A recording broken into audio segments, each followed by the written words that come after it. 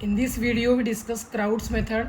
Let us see how to solve the system of linear equations using Crout's method. So suppose we are having these three linear equations: 2x plus 4y minus 2z equal to 14, x plus 3y minus 4z equal to 16, and minus x plus 2y plus 3z equal to 1. So first of all, we write the given system in matrix form: ax equal to b, where A is coefficient matrix which contains coefficients of our variables x, y, z. So in first row we have 2, 4, minus 2. Second row 1, 3, minus 4. In third row we have minus 1, 2, 3. This capital X is a column matrix containing our given variables x, y, z. Capital B is again a column matrix containing right hand side constants. Now in Crout's method, we will write this coefficient matrix A as product of two new matrices L and U, where this L is lower triangular matrix and U is upper triangular matrix. What is lower triangular matrix? A lower triangular matrix means a square matrix in which all the elements above the diagonal are 0, 0, 0. And we choose this upper triangular matrix U in a particular way, in which upper triangular means a matrix in which all the elements below diagonal are 0, 0, 0. But in this Crout's method, we will take diagonal elements of U as 1, 1, 1. So it is special type of upper triangular matrix. Then if I put A equal to L into U in equation 1, so that equation becomes LUX equal to B. LUX equal to B. Now our first aim to find value of L and U, because here L and U are the unknown matrices. So we find L and U first. For that we calculate this product L into U. So if I have substituted value of L and U here, then if you find the product, then product LU will be this: A, AG, AH, B, BG plus C, BH, and so on. Now as A was L into U, so by using this relation we can find the value of L and U. So on left hand side we have taken matrix A, and on right hand side we have taken product of L and U. Now there is a special technique how to find these 9 unknowns. We are having 6 unknowns in L and 3 unknowns in U. So how to find these 9 unknown values? So first of all, we compare the elements of first column of both the matrices. Since both the matrices are same, so first of all we compare coefficients of first column. So A equal to 2, B equal to 1, and D equal to minus 1. So we get these 3 values A, B, and D. Now we take elements of first row. So already we have calculated value of A. So now we start with second element of first row, that is AG. So A into G equal to 4. Corresponding element of A into G is 4 on left hand side. So A into G equal to 4. Already we have calculated value of A, B, 2. So by putting value of A here, you can find value of G, that is G equal to 2. Then next element is A into H. So now we take A into H equal to minus 2, because corresponding element of AH is minus 2, where A was already known to us. So by putting value of A, again we get value of H, that is minus 1. Now after this, again we come to second column. So what is the technique of finding these 9 values? First row, first column, second row, second column, third row, third column, in this way. So now we consider elements of second column. So already we use that first element, so now we are starting with second element of second column, that is BG plus C, and the corresponding element of this is 3. So value of BG plus C is 3. Already here B is known to us, so by putting value of B and G, B was 1, G was 2, so you will get value of C from this, that is C equal to 1.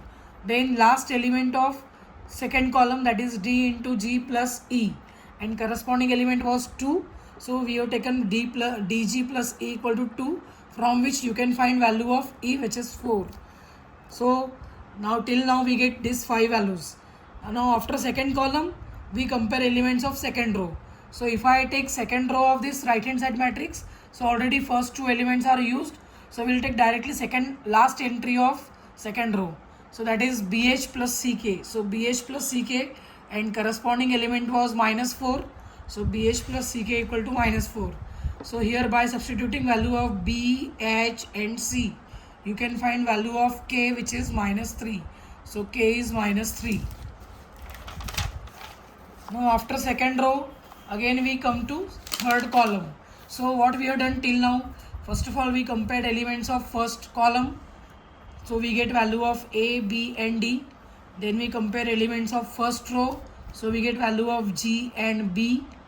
Then we compare elements of second column. So we get C, E and K. Now we compare elements of second row. So we get here K. And last compare elements of third column. So in third column only last entry is left.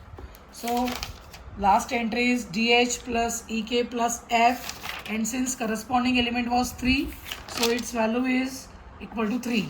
Now here only F is unknown and remaining values already we calculated. So by putting the required values we will get F equal to 14. So in this way we can find is 9 unknowns. So you can find value of L and U. Now second step of Crout's method is, let us take this matrix U into X equal to V.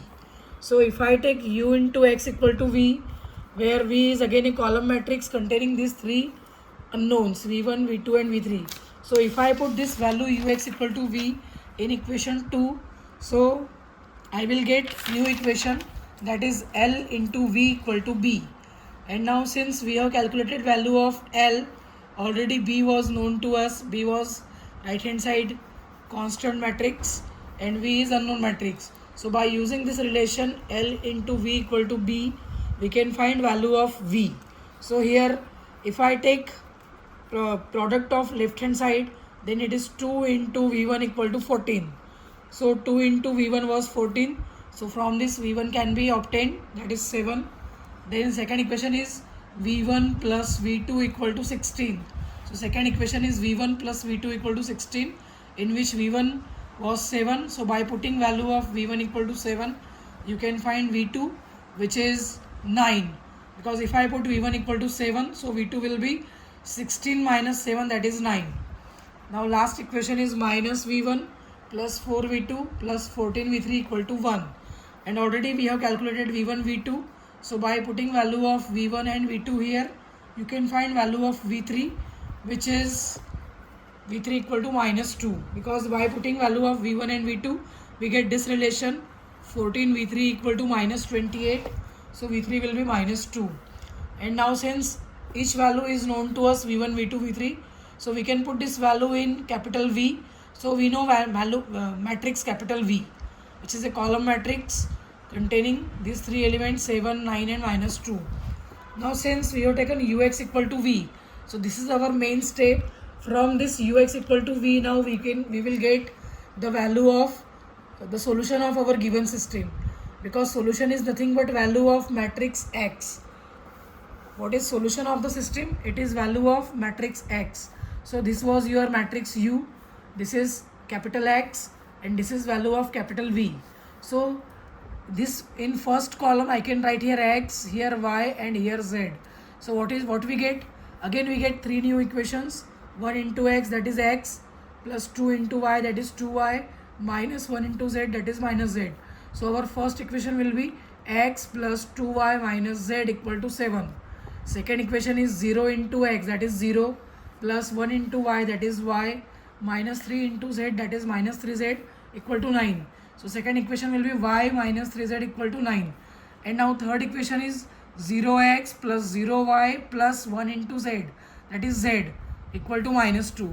So from last equation we get value of Z, that is Z equal to minus 2. Now if I put value of Z in equation 2, so from 2 I will get value of Y.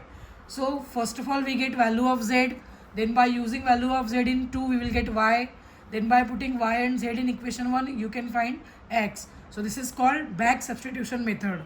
So from equation 2, by putting value of Z minus 2, I will get this equation Y plus Z 6 equal to 9. From this value of Y will be 9 minus 6, that is 3. Now we can substitute value of Y and Z equation 1. So what we get? X plus 2Y, so it is 2 into 3 minus Z, Z was minus 2. So finally we get this equation x plus 6 plus 2 equal to 7. That is x plus 8 equal to 7, and if I transfer that 8 to right hand side, it becomes x equal to 7 minus 8, and now you know 7 minus 8 means minus 1. So finally x is minus 1. So in this way we get our solution, that is x equal to minus 1, y equal to 3 and z equal to minus 2.